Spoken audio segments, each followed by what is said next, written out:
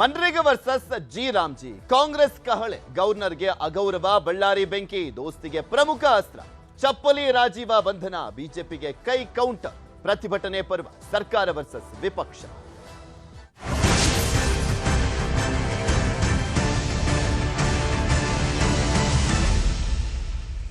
MNREGA versus G Ramji ಕಾಯ್ದೆಯ ಸಮರ ನಡೀತಾ ಇರುವಂತದ್ದು ದೇಶದಾದ್ಯಂತ ಕಾಂಗ್ರೆಸ್ ಈ ಒಂದು ವಿಚಾರಕ್ಕೆ ಸಂಬಂಧಪಟ್ಟಂತೆ ಆಕ್ರೋಶ ಪ್ರತಿಭಟನೆಗಳನ್ನ ಮಾಡ್ತಾ ಬರ್ತಾ ಇರುವಂತದ್ದು ಇನ್ನ ಆಡಳಿತ ಪಕ್ಷ ರಾಜ್ಯದಲ್ಲಿ ಕಾಂಗ್ರೆಸ್ ಆಗಿರುವಂತಹ ಹಿನ್ನೆಲೆಯಲ್ಲಿ ಆ ಪ್ರತಿಭಟನೆಯ ಕಾವು ಎಫೆಕ್ಟ್ ಸ್ವಲ್ಪ ಜೋರಾಗೇ ಇದೆ ಸಿದ್ದರಾಮಯ್ಯನವರ ನೇತೃತ್ವದಲ್ಲಿ ಇವತ್ತು ಪ್ರತಿಭಟನೆಯನ್ನ ಮಾಡಲಾಗ್ತದೆ ಕೇಂದ್ರ ಸರ್ಕಾರದ ವಿರುದ್ಧ ಆಕ್ರೋಶವನ್ನ ವ್ಯಕ್ತಪಡಿಸಲಾಗ್ತಾ ಇದೆ ಕೇಂದ್ರ ಸರ್ಕಾರದ ವಿರುದ್ಧ ಕಾಂಗ್ರೆಸ್ ಪ್ರತಿಭಟನೆಯನ್ನ ಮಾಡ್ತಾ ಇದೆ ಈ ಸಂದರ್ಭದಲ್ಲಿ ಸಿಎಂ ಡಿಸಿಎಂ ಕಾಂಗ್ರೆಸ್ನ ಪ್ರಧಾನ ಕಾರ್ಯದರ್ಶಿ ಆಗಿರುವಂತಹ ವೇಣುಗೋಪಾಲ್ ರಾಜ್ಯ ಕಾಂಗ್ರೆಸ್ ಉಸ್ತುವಾರಿ ರಣದೀಪ್ ಸಿಂಗ್ ಸುರ್ಜೇವಾಲಾ ಇವರೆಲ್ಲರೂ ಕೂಡ ಭಾಗಿಯಾಗ್ತಾರೆ ಫ್ರೀಡಂ ಪಾರ್ಕ್ ನಲ್ಲಿ ಪ್ರೊಟೆಸ್ಟ್ ರಾಜಭವನ ಚಲೋ ಲೋಕಭವನ ಚಲೋಗೆ ಕರೆಯನ್ನ ಕೊಡಲಾಗಿದೆ ಕೈ ಪ್ರತಿಭಟನೆಗೆ ಮೈತ್ರಿ ನಾಯಕರು ಕೂಡ ಕೌಂಟರ್ ಅನ್ನ ಕೊಡ್ತಾ ಇದ್ದಾರೆ ಗವರ್ನರ್ಗೆ ಅಪಮಾನ ಅಂತ ದೋಸ್ತಿ ನಾಯಕರು ಆರೋಪ ಮಾಡ್ತಾ ಇದ್ದಾರೆ ಬಳ್ಳಾರಿ ಕೇಸು ಅಬಕಾರಿ ಲಂಚ ಪ್ರಕರಣ ಶಿಡ್ಲಘಟ್ಟ ಪೌರಾಯುಕ್ತೆ ಧಮ್ಕಿ ಪ್ರಕರಣ ಇವೆಲ್ಲವನ್ನೂ ಕೂಡ ಅಧಿವೇಶನದಲ್ಲಿ ಪ್ರಸ್ತಾಪವನ್ನು ಮಾಡ್ಲಿಕ್ಕೆ ಮುಂದಾಗಿದ್ರು ಆದರೆ ಕಾಂಗ್ರೆಸ್ ಪ್ರತಿಭಟನೆಯಲ್ಲಿ ಭಾಗಿಯಾಗ್ತಾ ಇರುವಂತಹ ಹಿನ್ನೆಲೆಯಲ್ಲಿ ಇವರು ಕೂಡ ವಿಧಾನಸೌಧದ ಹೊರಭಾಗದಲ್ಲಿ ಪ್ರತಿಭಟನೆಯನ್ನ ಮಾಡ್ತಾ ಇದ್ದಾರೆ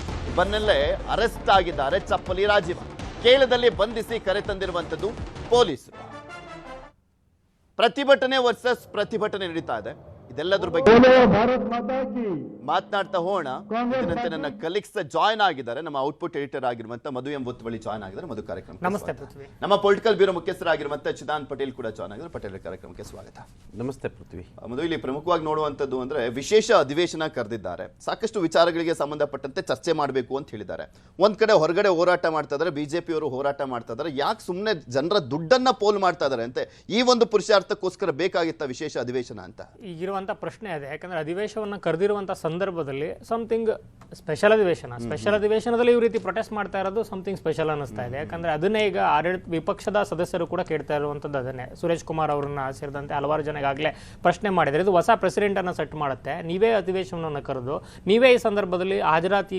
ಹಾಜರಾತಿಯಲ್ಲಿ ಇಲ್ಲದೆ ಹೊರಗಡೆ ಹೋಗಿ ಪ್ರೊಟೆಸ್ಟ್ ಮಾಡ್ತಾ ಇದ್ರೆ ನಾಳೆ ಬೇರೆಯವರು ಕೂಡ ಇದನ್ನೇ ಮಾಡ್ಬೋದು ನಾಳೆ ವಿಪಕ್ಷದವರು ಇರಲ್ಲ ಮತ್ತೆ ನಾಳೆ ಅವರು ಆಡಳಿತ ಪಕ್ಷ ಬಂದಾಗ ಇದೇ ಆಗುತ್ತೆ ಕರೆದಿರುವಂತ ಯಾವ ಪುರುಷಾರ್ಥಕ್ಕೋಸ್ಕರ ಕರಿಬೇಕಿತ್ತು ಅನ್ನುವಂಥ ಪ್ರಶ್ನೆ ಇವಾಗ ದೊಡ್ಡ ಮಟ್ಟದಲ್ಲಿ ಕೇಳ್ತಾ ಇರುವಂಥದ್ದು ಹೇಗೆ ಯಾವಾಗ ಅವರು ರಾಜ್ಯಪಾಲರು ಆ ಭಾಷಣದ ಒಂದು ಸಾರಾಂಶವನ್ನು ಮೊಟಕುಗೊಳಿಸಿ ಅವರಿಗೆ ವಿವೇಚನೆಯನ್ನು ಬಳಸಿ ಅವ್ರು ಏನು ಹೋದ್ರಲ್ಲ ಅದಾದಮೇಲೆ ಇವರು ಸಹಜವಾಗಿ ಅದಕ್ಕೊಂದು ಕೌಂಟರ್ನ ಕೊಡಬೇಕು ಯಾಕಂದರೆ ಅಲ್ಲಿ ಕರ್ತವ್ಯ ಲೋಪ ಅಂತೂ ಆಗಿಲ್ಲ ಕರ್ತವ್ಯ ಲೋಪ ಆಗದೇ ಇರೋ ರೀತಿ ಜಾಗರೂಕತೆಯನ್ನು ವಹಿಸಿ ಬಂದರು ಭಾಷಣವನ್ನು ಮಾಡಾದ್ಮೇಲೆ ತಮಗೆ ಅದರಲ್ಲಿ ವಿವಾದಾತ್ಮಕ ಅಂತ ಅನಿಸಿದ್ದಂಥ ಅಂಶಗಳೇನಿತ್ತು ಅದನ್ನು ಅವರ ವಿವೇಚನೆಯಲ್ಲಿ ಅದನ್ನು ಅವರು ಬಿಟ್ಟರು ಕೈ ಬಿಟ್ಟು ಓದಿ ಹೋದರು ಈ ಹಿನ್ನೆಲೆಯಲ್ಲಿ ಅವ್ರ ವಿರುದ್ಧ ಒಂದು ಕಾನೂನಾತ್ಮಕವಾಗೋ ಸಂವಿಧಾನಾತ್ಮಕವಾಗೋ ಹೋರಾಟವನ್ನು ಮಾಡಲಿಕ್ಕೆ ಅಲ್ಲಿ ಒಂದು ಸ್ಕೋಪ್ ಕಾಣಿಸ್ತಿರ್ಲಿಲ್ಲ ಯಾಕಂದರೆ ಕರ್ತವ್ಯ ಲೋಪ ಅನ್ನುವಂಥದ್ದು ಕಂಡಿಲ್ಲ ಸೊ ಈ ಹಿನ್ನೆಲೆಯಲ್ಲಿ ಬಂದು ಹೋಗಿರೋದ್ರಿಂದ ಈಗ ಈ ಒಂದು ಯಾವ ಕಾರಣಕ್ಕಾಗಿ ಒಂದು ಅಧಿವೇಶನವನ್ನು ಕರೆಯಲಾಗಿತ್ತು ಆ ಅಧಿವೇಶನದಲ್ಲಿ ರಾಜ್ಯಪಾಲರಿಗೆ ಯಾವ ರೀತಿಯ ಒಂದು ಭಾಷಣವನ್ನು ಸಿದ್ಧಪಡಿಸಲಾಗಿತ್ತು ಅದನ್ನು ಹೇಗೆ ಬಿಟ್ಟಿದ್ದಾರೆ ಅದನ್ನು ಮತ್ತೆ ಪ್ರೊಜೆಕ್ಟ್ ಮಾಡಲಿಕ್ಕೋಸ್ಕರ ಈ ಒಂದು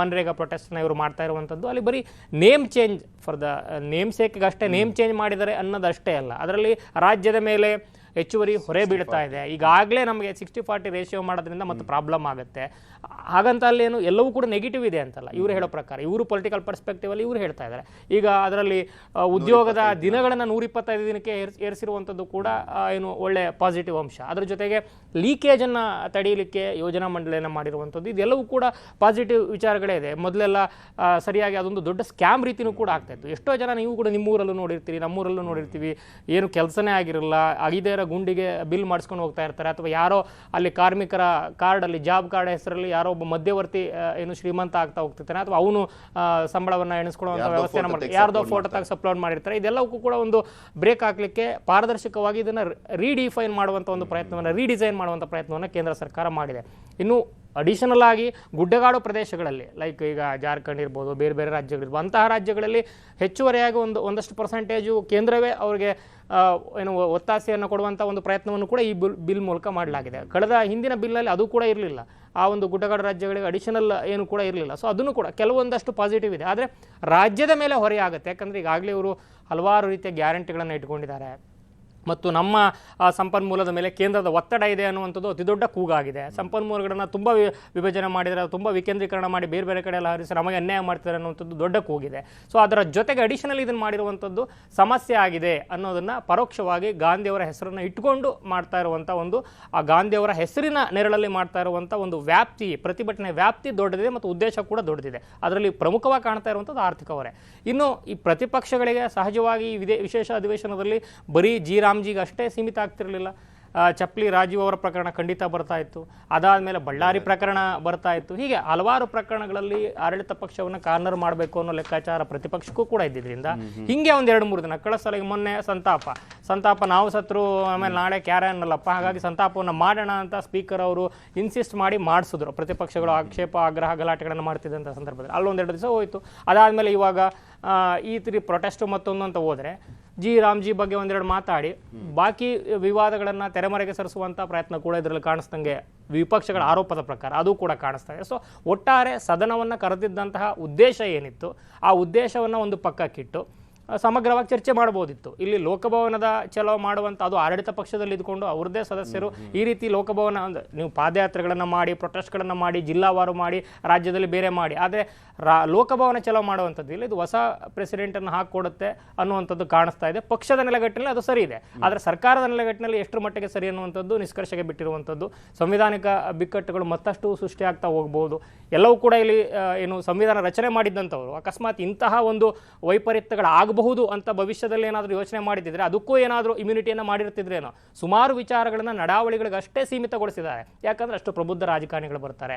ಲೋಕಭವನದಲ್ಲಿರ್ಬೋದು, ಅಂದರೆ ಆವತ್ತಿನ ರಾಜಭವನದಲ್ಲಿರ್ಬೋದು ಅಥವಾ ವಿಧಾನಸೌಧದಲ್ಲಿರ್ಬೋದು, ಎರಡೂ ಕಡೆ ಪ್ರಬುದ್ಧ ಜನರು ಇರ್ತಾರೆ.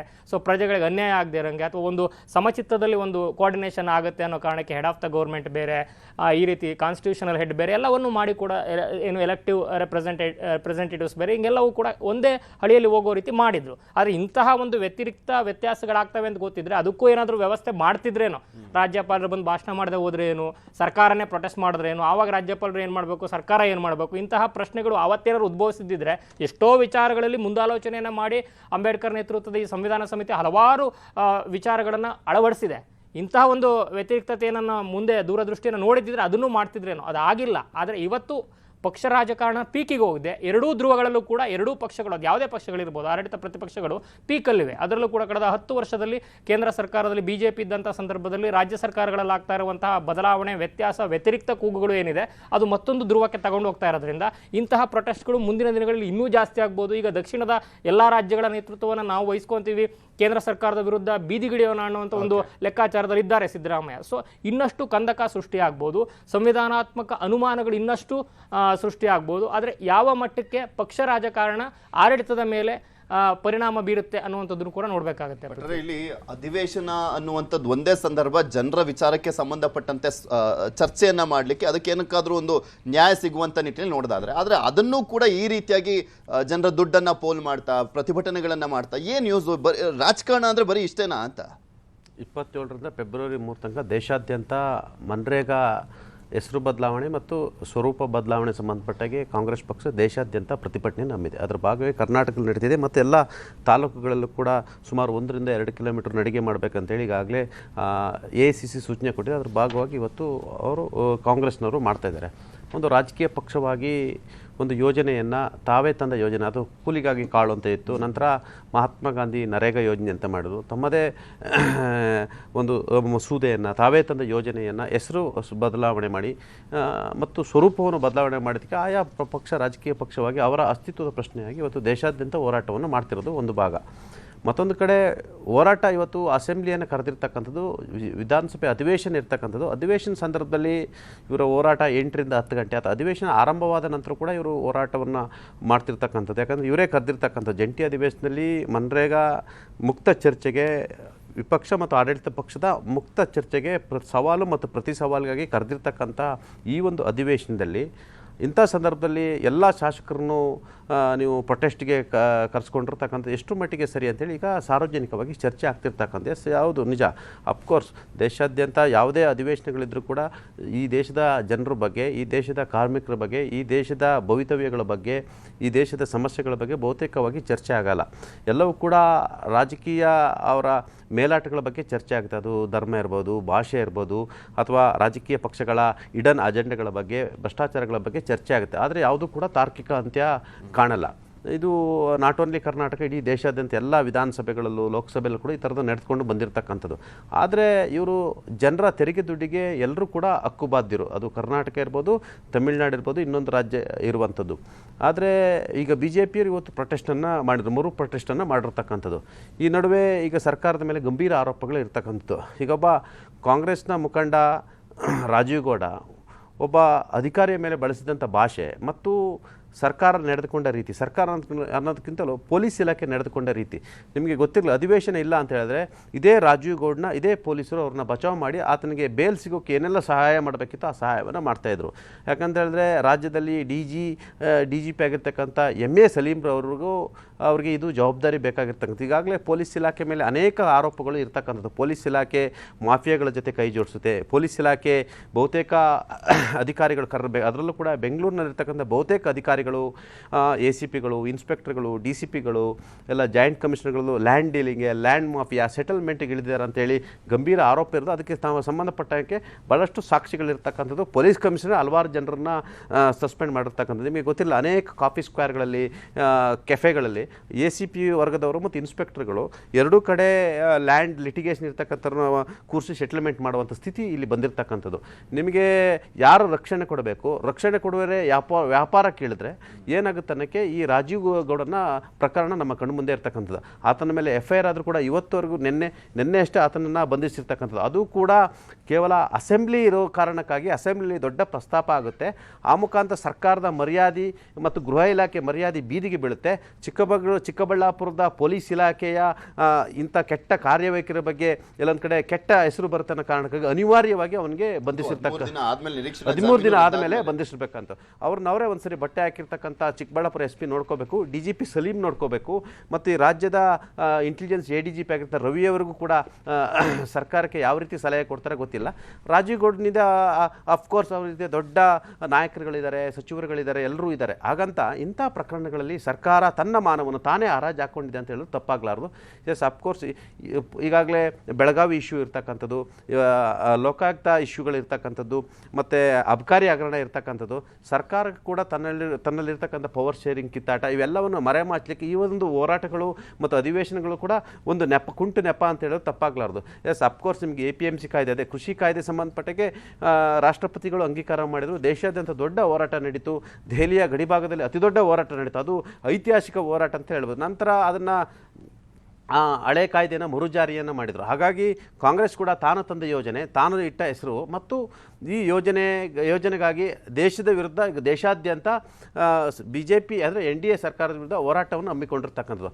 ಹಾಗಾಗಿ ಅನಿವಾರ್ಯವಾಗಿ ಕಾಂಗ್ರೆಸ್ನ ಅತಿದೊಡ್ಡ ರಾಜ್ಯ ಆಗಿರ್ತಕ್ಕಂಥ ಸರ್ಕಾರ ಇರ್ತಕ್ಕಂಥ ಕರ್ನಾಟಕದಲ್ಲಿ ಅದು ಅಧಿವೇಶನದ ಮುಖಾಂತರ ಮತ್ತು ಸದನದ ಒಳಗೂ ಮತ್ತು ಹೊರಗೂ ಹೋರಾಟವನ್ನು ಹಮ್ಮಿಕೊಂಡಿರ್ತಕ್ಕಂಥದ್ದು. ಈಗಾಗಲೇ ಹೋರಾಟ ಸಂಬಂಧಪಟ್ಟಾಗೆ ಪ್ರತಿದಿನದ ಖರ್ಚು ವೆಚ್ಚಗಳು ಕೂಡ ಚರ್ಚೆ ಆಗ್ತಿರ್ತಕ್ಕಂಥ. ಎಸ್, ಅಫ್ಕೋರ್ಸ್ ಸುರೇಶ್ ಕುಮಾರ್ ಅವರು ಒಳ್ಳೆ ಪ್ರಶ್ನೆಯನ್ನು ಮಾಡಿದ್ದಾರೆ.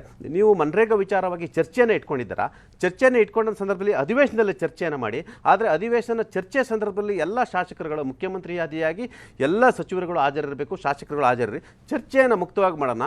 ಆದರೆ ನೀವು ಅಧಿವೇಶನ ಸಂದರ್ಭದಲ್ಲಿ ಪ್ರೊಟೆಸ್ಟ್ ಮಾಡ್ತಿರ್ತಕ್ಕಂಥದ್ದು ಎಷ್ಟು ಮಟ್ಟಿಗೆ ಸರಿ ಅನ್ನೋ ಮುಖಾಂತರ ಜನರ ಹಣದ ಬಗ್ಗೆ ಅವರು ನೈತಿಕ ಪ್ರಶ್ನೆಯನ್ನು ಕಾಂಗ್ರೆಸ್ ಮುಂದೆ ಇಟ್ಟಿರ್ತಕ್ಕಂಥದ್ದು.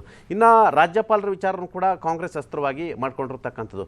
ಹಿಂದೆ ಸಾಮಾನ್ಯವಾಗಿ ಕಾಂಗ್ರೆಸ್ಗಳು ಆಡಳಿತ ಇರ್ತಕ್ಕಂಥ ಅಥವಾ BJP ಆಡಳಿತ ಇರ್ತಕ್ಕಂಥ ಸಂದರ್ಭದಲ್ಲಿ ವಿಪಕ್ಷಗಳ ವಿರುದ್ಧ ಮತ್ತು ವಿಪಕ್ಷಗಳ ನೀತಿ ವಿರುದ್ಧ ಹೋರಾಟಗಳನ್ನು ಮಾಡಿರ್ತಕ್ಕಂಥ. ಆದರೆ ಅಂಥ ಹೋರಾಟಗಳಲ್ಲಿ ಕೇವಲ ಭಾಷಣವನ್ನು ಮಾಡಿ ಹೋಮ್ ಮಿನಿಸ್ಟ್ರು ಮತ್ತು ಚೀಫ್ ಮಿನಿಸ್ಟರ್ ಹೋಗ್ತಾರೆ, ಉಳಿದಂಥ ಸಚಿವರುಗಳು ಭಾಗಿಯಾಗ್ತಾರೆ. ಅದು ಪ್ರೋಟೋಕಾಲು.